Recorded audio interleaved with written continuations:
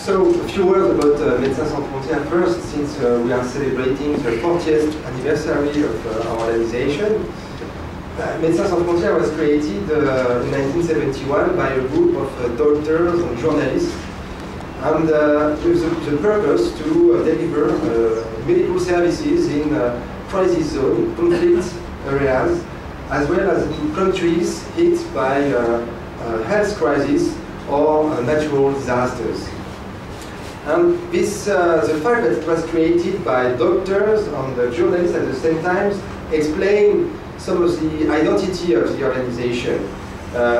Actually, I think one of the originality of MSF in the humanitarian world is to be truly organized around a set of professional skills on medicine, on clinical care, as well as public health is our domain of expertise, and it's around this domain that we develop our organization. The fact that journalists were involved also explain a pattern or a tendency of MSF displayed since, I would say, almost the very beginning, since the 70s, to get engaged in the public debate, to appeal on public opinion in order to raise funds and in order to mobilize political resources to access population in danger.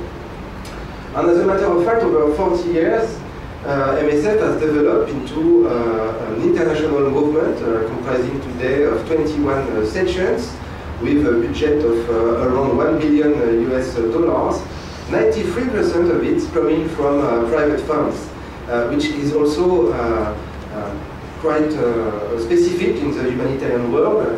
Apart from religious organization, there are very few NGOs which can rely mostly on private funds and are therefore independent from government funding to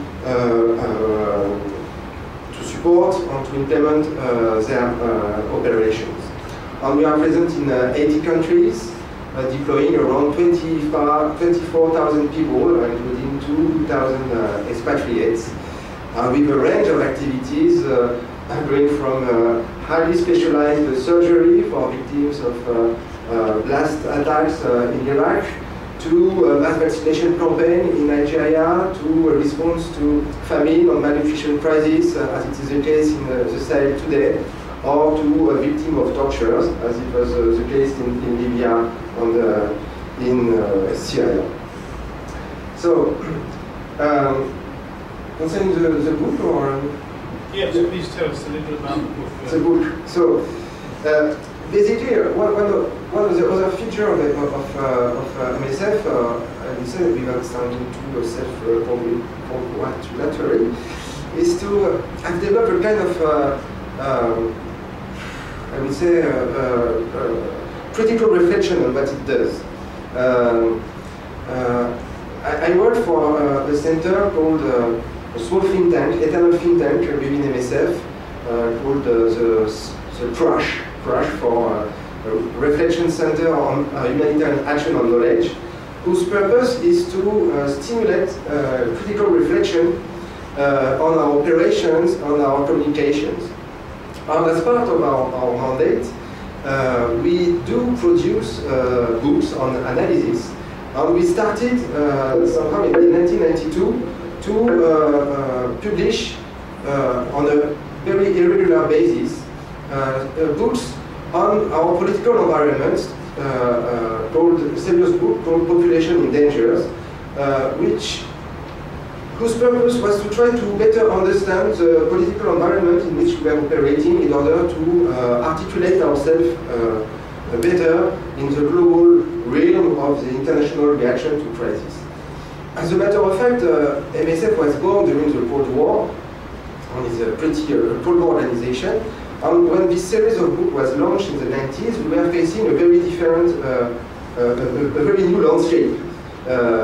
As we were now able to operate within countries, within conflict zones, whereas during the Cold War we were mainly confined to refugee camps at the periphery of conflict, and only conducting clandestine missions in countries which were closed through foreign humanitarian actors such as Afghanistan, Angola, or Eritrea.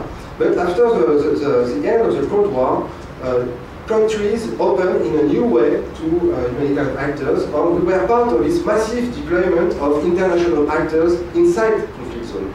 Of course, we were not alone. We were aside the UN, which developed a lot of its mandate after the end of the Cold War, with the multiplication of peacekeeping operations. And at the end of the 90s, we started to cohabitate a lot more as well with the Western forces in Angola, in Sierra Leone, in Timor, and after in Afghanistan and Iraq. And this new environment triggered a lot of questions on what we could expect from the international community in terms of regulation of conflicts, on how humanitarian actors as MSF should articulate its role with the peacekeeping mission or with the democratization enterprise led by Western government. And therefore, the first book we published under the title Populations in Danger were a kind of exploration of the international reaction to crisis, the difficulty we face, and what we could expect or not from the international community with regards to the provision of humanitarian assistance or the protection of population in conflict areas. The penultimate book on this issue was called In the Shadow of Just Wars. And this was somehow a kind of a manifest by MSF claiming its autonomy with regards to foreign interventions in conflict at a time where there was more and more confusion between humanitarian action, pacific humanitarian action dedicated to the provision of assistance, and more ambitious operation meant to protect population, to pacify countries, or to bring democracy and human rights. On this confusion, as you remember, the NATO intervention in Kosovo was labeled a humanitarian war. It was supported at that time by a lot of NGOs, including CARE, and CARE Australia at that time played also a very interesting role. I don't know if you remember the story, but there were two OSCE spies hired by CARE Australia in Kosovo, and CARE, which at that time justified this operation by the fact that NATO was conducting a humanitarian war, and that therefore there was no big deal of doing humanitarian spying to the benefit of NATO troops in Kosovo. In 2001, Colin Powell called us a force multiplier. At the same time, the UN was implementing a reform meant to incorporate humanitarian action within a broader policy designed to pacify countries at war. And therefore, our book in 2004, In the Shadow of Just War, was a kind of manifest whereby we were explaining why we were willing to remain independent, to remain autonomous from this new trend, with this new form of interventionism in conflict. And the latest book we issue is very different, Humanitarian Negotiations Revealed, since its perspective is not that much to have a broader look at the way the international community react to crises, and the way humanitarian actors as MSF relate to this international crisis, but it was meant to look from the inside, from within an organization as MSF, and to try to explore from the inside the difficulties we were facing. Because recent years have been characterized by a series of setbacks, I would say, in MSF history. A new setback, although our resources were increasing, our number of expatriates were increasing, we encounter new obstacles. in 2008 and 2009, for instance, we were expelled consecutively from 2 countries, from Niger in 2008 and then from Darfur in 2009. And it was the first time in MSF history that we had to face 2 expulsions within 2 years.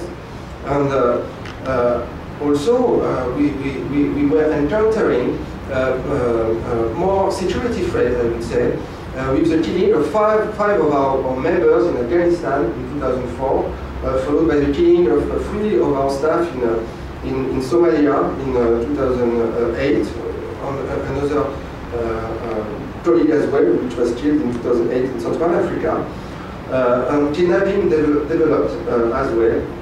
And we were faced in countries like Ethiopia, Pakistan,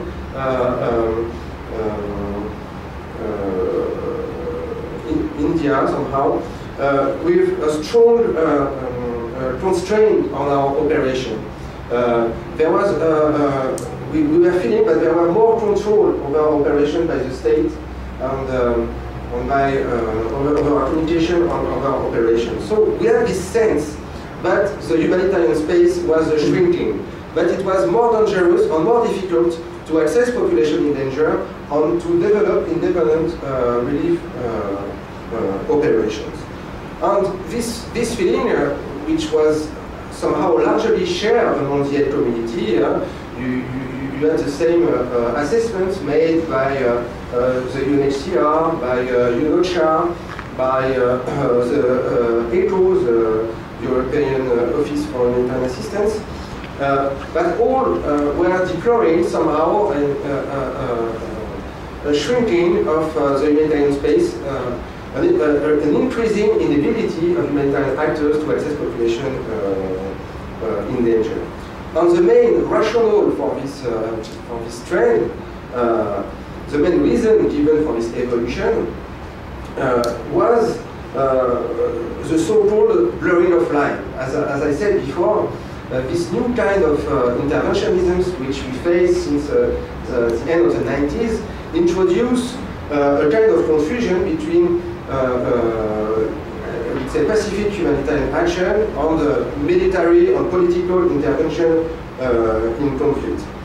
And on the use of the humanitarian rhetoric by UN or Western government to justify the use of force, or even the support of most NGOs to the liberal peace agenda, to the International Criminal Court, or to the responsibility to protect doctrine, was, according to us, according to some of the dominant discourse, introducing a kind of confusion and explaining, for some of us, it was the main reason, explaining why we were encountering more dangers, more difficulties in countries where armed groups, where government were seeing us as somehow part of a global interventionist project led by the UN or led by Western government.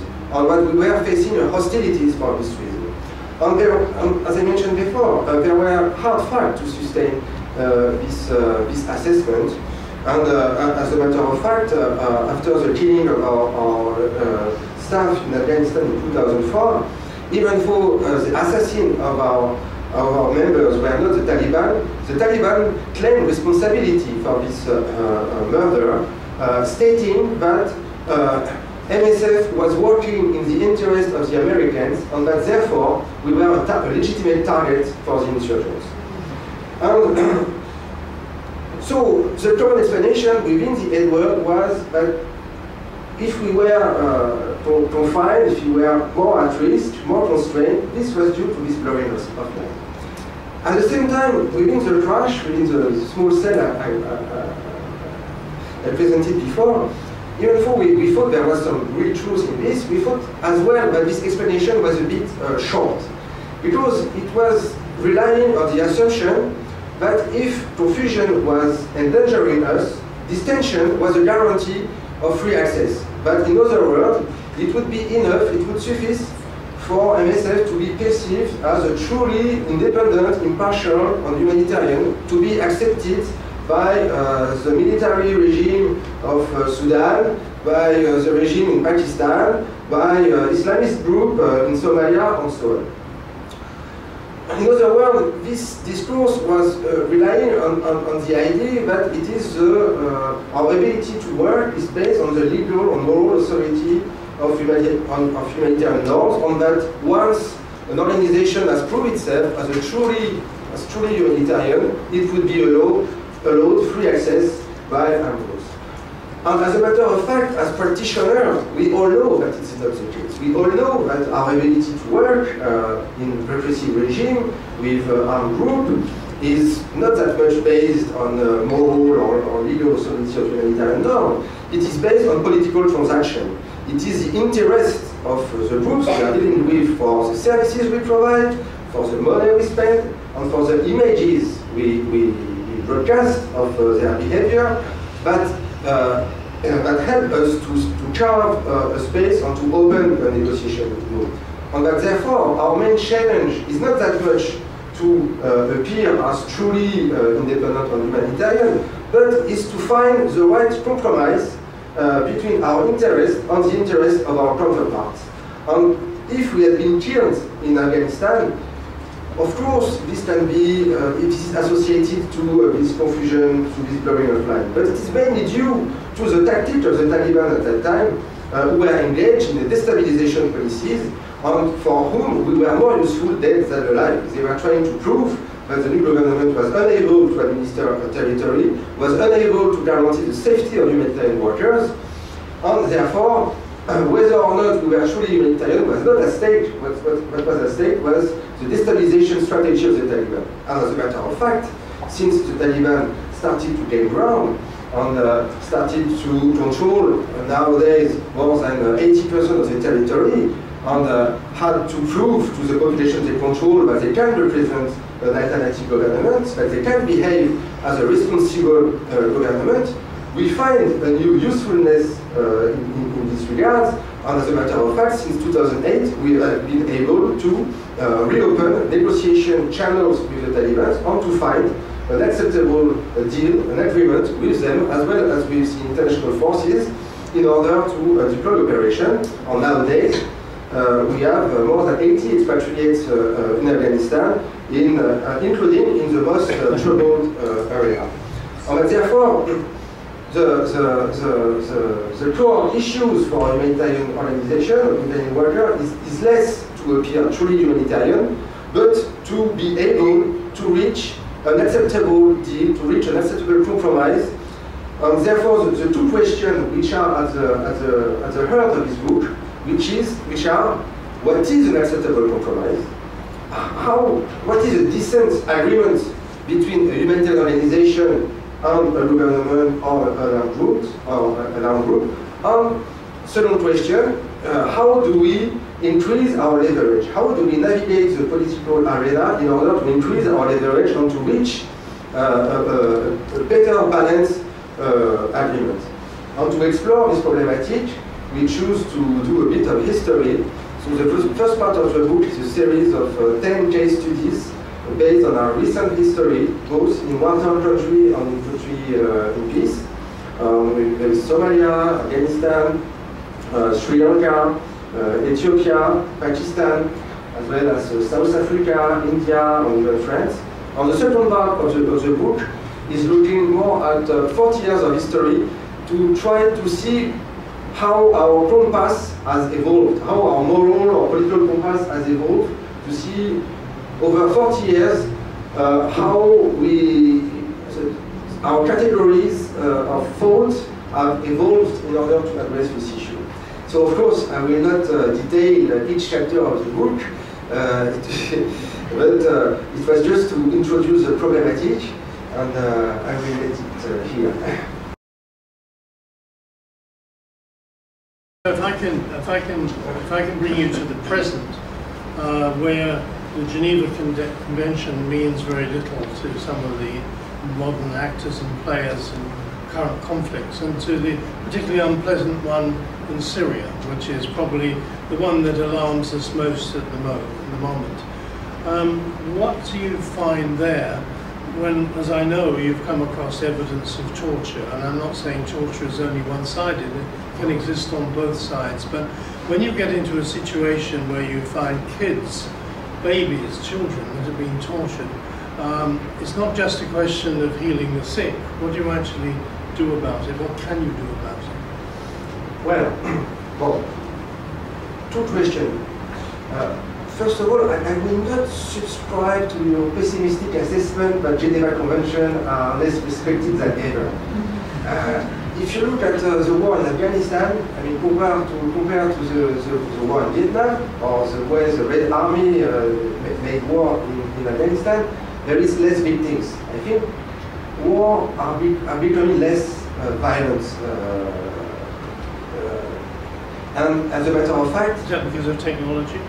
Maybe, and also because of evolution in the normative environment. And everybody is speaking the human rights speech. And nobody, even the Syrian government, is willing to appear as a violator of human rights, even if it tries as much as it can to hide its crimes. So, what can we do to prevent war crimes? And this comes to the notion of the responsibility to protect, on what it can be done politically-wise, military-wise, to stop war criminals. I think MSF position has evolved on this issue. In the 90s, we were somehow very supportive of the idea that Western government and the UN should engage aggressively against criminal regimes. In the case of former Yugoslavia, we are very critical of the role assigned to humanitarian actors, which we thought were used by the European government or NATO government as an excuse not to intervene militarily. And since we have seen the consequences of military intervention, which are making losers and winners, which there is no, the question is not whether or not we let people die, the question is whether or not we kill or let people die. I mean, there is no intervention, even the most successful one, which did not make losers. And this is why, as MSF, we took the position not anymore to advocate for military intervention, or to consider that military action has to be pacific by nature. And that therefore, we would highlight in certain circumstances crimes which are hidden, but we will not advocate for military intervention. And in the case of Syria, yes, the main needs are not linked to the shortage of doctors or shortage of medicine. The needs which we face are linked to the terror policies of the Assad regime, which is persecuting its opponents up to within the hospitals, trying to deprive them of medical care when they are wounded, and to use medical personnel to torture them. So therefore, what we can do as MSF so far, what we have tried to do, is to, first of all, to support the clandestine network of doctors which operate in private house, in abandoned public facilities in a clandestine way, to offer places where wounded protesters can be treated without fearing to be arrested, killed, or tortured. And what we did as well is to denounce the use of a health facility as a way to torture, hoping that international pressure, short of military force, would at least contribute to put some pressure to push the government to limit its policies. Right. Can I raise another point? Because you mentioned at the beginning that Médecins Sans Frontières is an organization of doctors and journalists. Now, doctors on the whole, worldwide, have a pretty good reputation. Journalists, and I speak as one, journalists on the whole have a pretty bad reputation. Now, you can't generalize about either. There are bad doctors and good journalists. But isn't it a bit of a disadvantage to have journalists working with you, because regimes such as the Al-Assad regime or many other regimes are deeply suspicious of journalists, especially, say, French journalists or other Western journalists. Yeah, that's very true, and this is why we don't have journalists anymore among our members. Even if journalists were key to the foundation of MSF, we are a medical organization, and our policy of speaking out is constrained by the fact that yes, it's true, but to speak out or to engage in the political debate, because to engage in the public debate does not mean necessarily to adopt a denunciation attitude, can have both effects. It can support our action, but it can also backfire. And this is why we are cautious when we enter into the political debate. We try to measure as much as possible the benefit and the harm that could result from our engagement. How do you deal with regimes that we in Australia, in the West generally, regard as being sort of really bad or isolationists, such as Iran, but more particularly, say, North Korea, you know, where they basically are regarded as a rogue regime, certainly by the media. I have to say that as a journalist, I'm appalled by the reporting of it, and I'm no apologist for Pyongyang, but this satellite which they were putting up, that was announced by Kim Jong-il before he died to celebrate his father, and now it's being pushed around as if something's happened in the last 2 weeks. The Americans were told about it months ago. This has been forgotten by the Western media. But be that as it may, what about trying to deal with regimes like that? Well, two elements in your questions.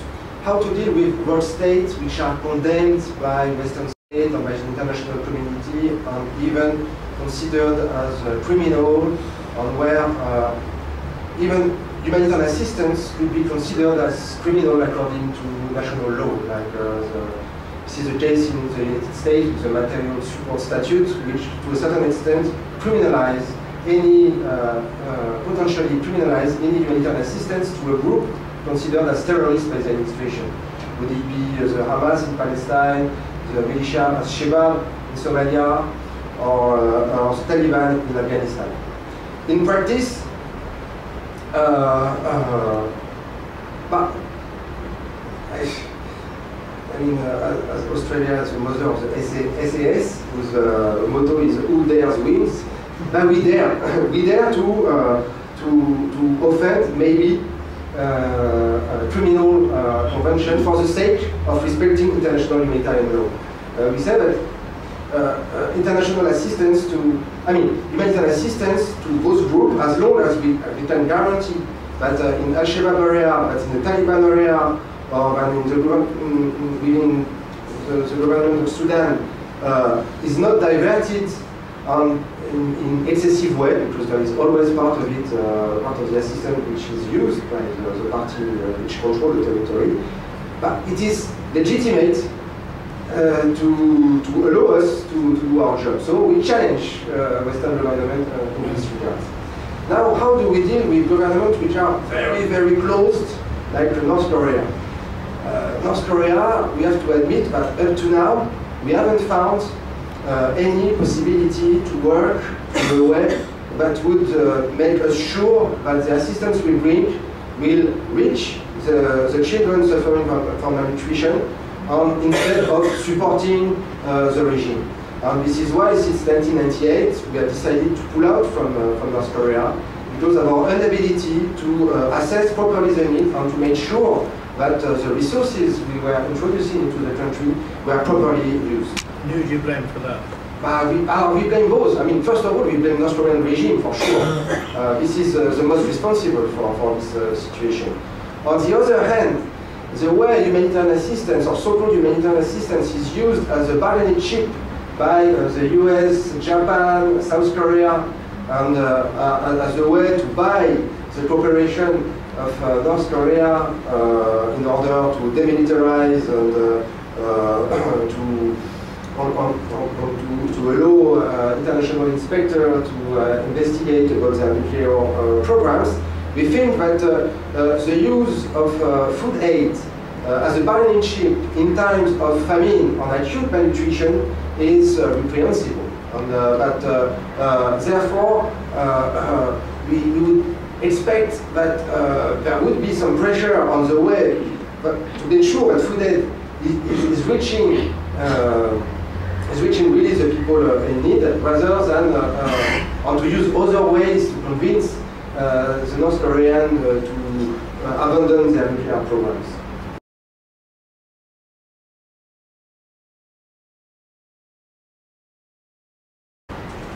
To be frank, they are more doing their own publicity than the publicity of their cause. So, to take the example of George Clooney, his involvement on the Darfur issue has been very detrimental, I think, because of the way he oversimplified the situation, trying to galvanize public opinion in support of propaganda that masks the roots of the crisis, and therefore antagonizing various key players in the region, as well as allocating diplomatic resources to long end. So I'm not very supportive of this kind of commitments. Right, yes, right at the back. Yeah. I'm just asking, you've looked over the last 40 years, do you sense that it's the negotiation, on that negotiation between how far can you go as MSF and how far you're pushed by the people you're trying to access, or the military in charge of that? Do you sense there's more sophistication in that debate? Yeah. I won't ask whether MSF is more sophisticated, it's another question, but on the other side, I think there's more sophistication and more knowledge about what and how to manipulate humanitarian assistance, or do you think it's the same old, it's just a different, it just changes?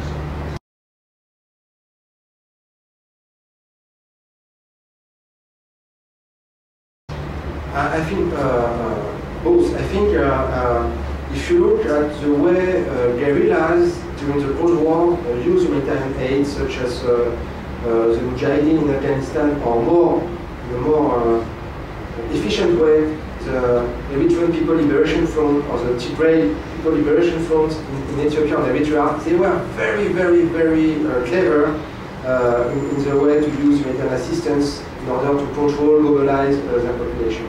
That being said, it's very true that there is a know-how which is now expanding. This was limited to a couple of groups who were in contact with foreign NGOs and so on. And now there is states like Sri Lanka, like Ethiopia, like Pakistan knows a lot better how to deal with humanitarian organizations and how to play them for their own benefit. That being said, we have evolved as well. So, on one hand, our counterparts are more clever, more astute, more knowledgeable on how we work, how we function, how to play us. On the other hand, what we try to obtain is bigger. I mean, if we look at Sudan or even Ethiopia, Sudan, we expect from Darfur, but Darfur was the place where we conducted the largest aid operation ever run in MSF on the history of modern humanitarian action. So I think the stakes are higher, so the negotiation skills of the power we are dealing with are higher, but the stakes, the humanitarian stakes are as well higher.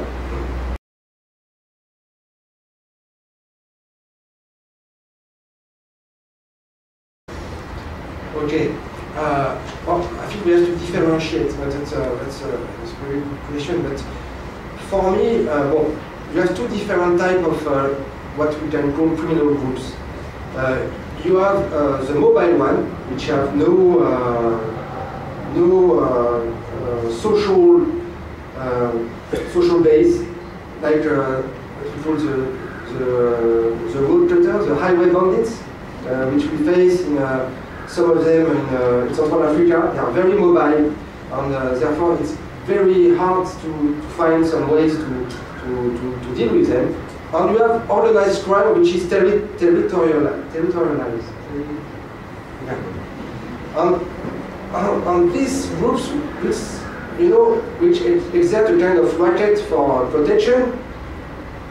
For me, they are as much criminal as political, in a way that, to be a bit provocative, we can say that a state is a successful criminal entrepreneur which managed to exert a monopoly on the protection racket. You know, I tax you and I protect you.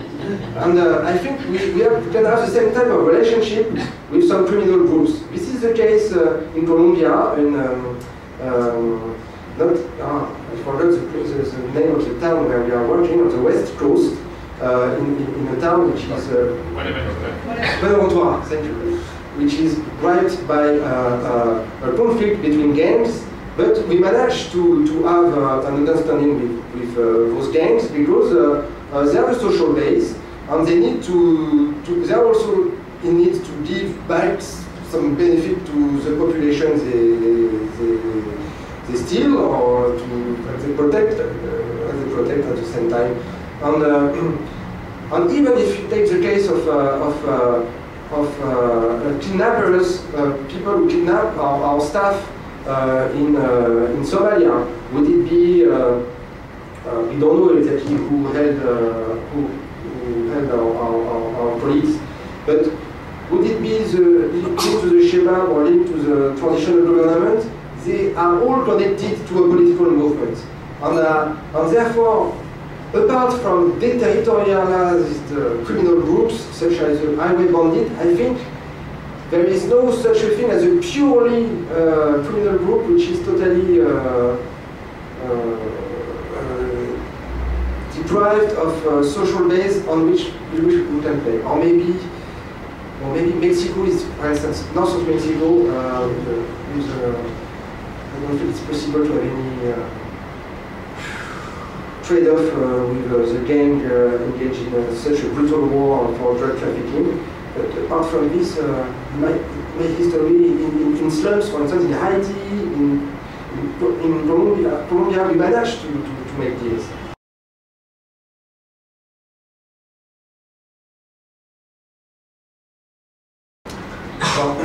In Bahrain, we face a situation where, well, first of all, doctors in the main hospital in Bahrain were involved in the demonstration against the regime and transformed the hospital as a protesting ground with a slogan against the regime on the wall, rallies against the regime organized within the premises of the hospital.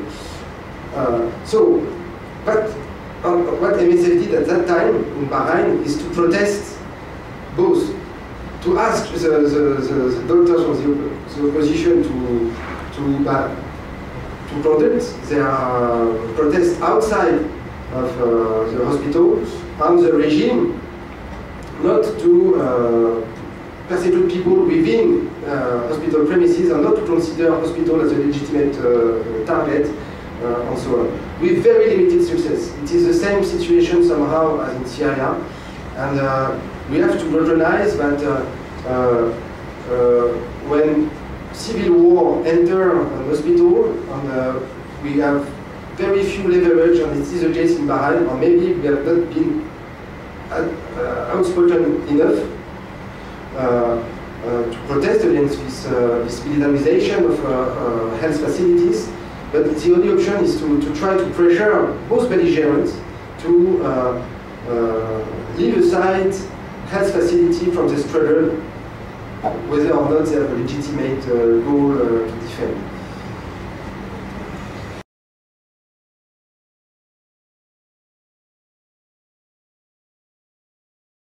Bon, we have very few teaching programs as such.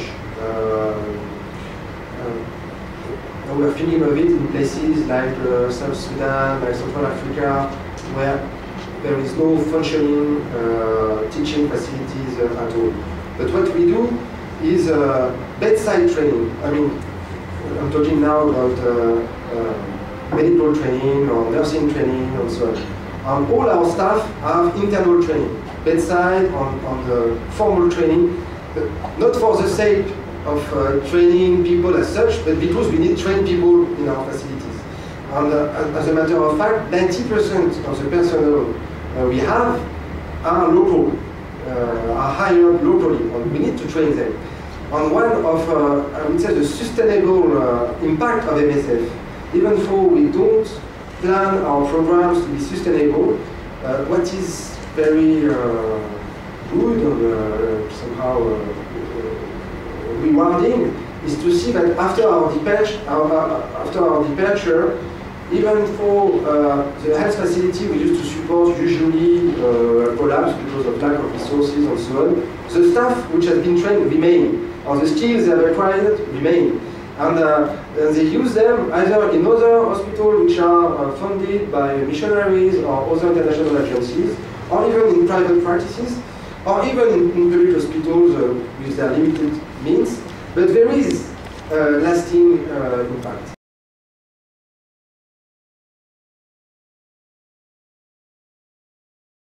It's not a simple question to answer, basically, because we have a special procurement unit on very strong regulation on how to procure the drugs.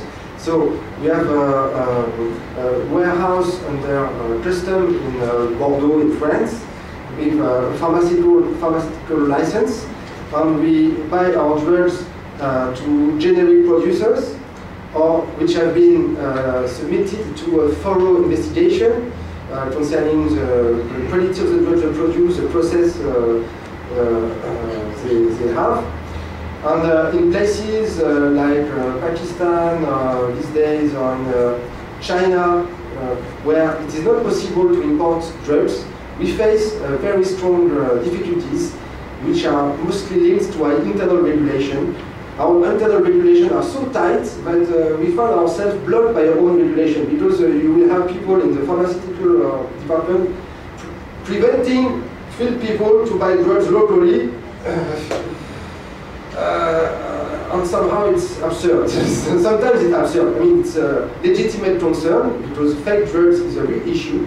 And we had this problem recently in Kenya, where we bought 3 therapy drugs from a well-known producer, which happened to be improper drugs. So fake drugs is a real issue. We are very tight on this, to a point that sometimes it becomes too extreme.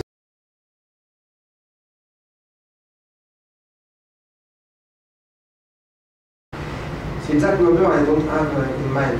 In Syria, for the time being, unfortunately, we are only working at the periphery of Syria, so Lebanon, in Jordan, where we receive wounded patients who manage to sneak across the border. And there, the doctors, you have numbers, I don't know, people, you know. But, in Jordan, there is a dozen of medical doctors. And they are highly trained specialists from abroad, so from French doctors are a minority. And now it's Australia, America, Sweden, and more doctors from countries where we work. Like in Jordan, we have Iraqi doctors, which are very trained. We recruit a lot of Sudanese doctors as well. Very well trained, but do not have the means to practice the medicine according to the professional standards in their own country, and therefore join MSF.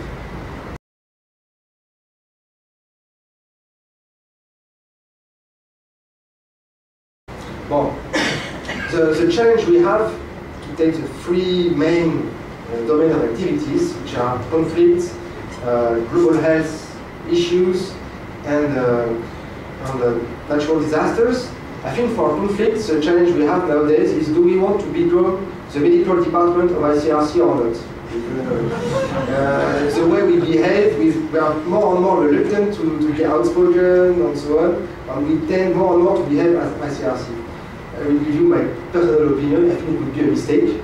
I think MSF should be made an organization that is able to conduct clandestine operation, which the ICRC is not able to do, and be more outspoken than the ICRC. So I think the challenge for conflict situation would be to to still defend the idea of pacific humanitarian action parallel to the LCRC. Now, global health, there is a huge area of improvement. I mean, MSF somehow has been involved in major changes in the treatment of HIV in Africa, for instance, in the introduction of new regulation for the pricing of drugs to make them affordable for poor countries, in the change of protocols for malaria. We participated in studies that demonstrated the inefficiency of existing protocols, existing drugs, where we invested in research on development for new drugs. So I think in terms of global health, there was a new field for us. That's completely the new field for us, to my knowledge, will be first of all chronic diseases. You know, that's a new pattern. We intervene more and more in middle-income countries like Syria, like Iraq, where you don't find the usual pathologies which we face in Africa. Or most of the cases we face are not most, but we have a lot of cases of diabetes, of hypertension, of cardiac problems. There is a next step for MSF to develop its competencies in these chronic diseases. Secondly, we have a lot of efforts to do in terms of improving diagnosis. Still, we are using a lot of presumptive diagnosis because there is a lack of, there is still a huge gap between the way we make a diagnosis in our countries and the way we diagnose the patients in Africa or even in Yemen. And we need to confirm diagnosis with imagery of laboratory tests. And this needs to also research on development, because if you want to have lab tests on imagery like a scan or so on, which are adapted to precarious situation, you need to invent new products and so on.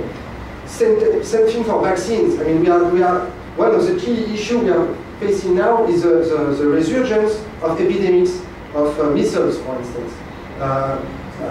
We have huge teams vaccinating millions of people for measles in Congo, in Chad, and whereas measles was supposed to be a disease which was about to be eradicated. And this is a sign of the collapse of the extending immunization program. And if you want to fight against this, there is also a need to invest in research and development. Because now, if you want to vaccinate children, it's very complicated. You need a cold chain, you need injection, on doses for measles come in vials for 10 or 100 doses. So we need to invest in new vaccines which can be not resistant to heat, which can be, for instance, nasal spray in individual doses. If we, with these new products, we can really decrease mortality associated to preventable disease. Well, these are some of the new challenges in this order. And now, the last one for natural disasters. I think what we see now is a new pattern. The first one is earthquakes are producing a lot of wounded. Before it was not the case. There were more dead than wounded. And now with a new pattern of urbanization, people building precarious houses in unstable area, we have a lot more wounded. And we need to get prepared to this new kind of emergency. And secondly, as Fukushima showed it, we need to be prepared to industrial catastrophe following natural disasters. This was the case with nuclear disaster. Well, of course, it was beyond our limits, but we can imagine other types of situations whereby we have to be ready. I mean, tuberculosis is another big issue in Africa. Come back. Yeah. No, I forgot for Dennis. Yeah. HIV now we reach a kind of plateau on there is a need to also to find new ways to treat a large number of people. Tuberculosis, yes, we have new drugs being introduced. We need to fasten the process which leads to their prescription. Malnutrition, there are huge progress made due to maybe to use therapeutic food, and now we need to invent new economic pattern in order to support the distribution of this kind of food. You say we need. Who's we? I think MSF can play a catalyst role. Of course, it will not be MSF.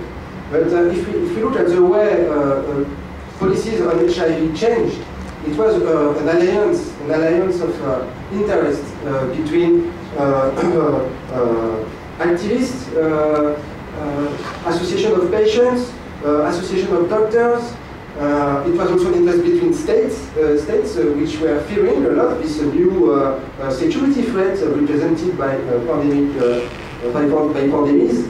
And there was also an interest within the financial community to preserve the intellectual property rights system by making an exception for drugs. This is, when I say we, it's a very good point, and this is something which is illustrated in the book. We never do things alone. One of the beauty of art of humanitarian action is to seize opportunity and to build alliances. And this book is a manifest for a politically engaged humanitarianism, which would seize opportunities and identify circumstances set up where you can induce changes. And I think for question of global health, we have now financial crisis. There is this issue of the taxation of financial transaction. This could be a new field of resources to finance initiatives like for malnutrition, HIV, tuberculosis, and so on. But we have to seize the opportunity.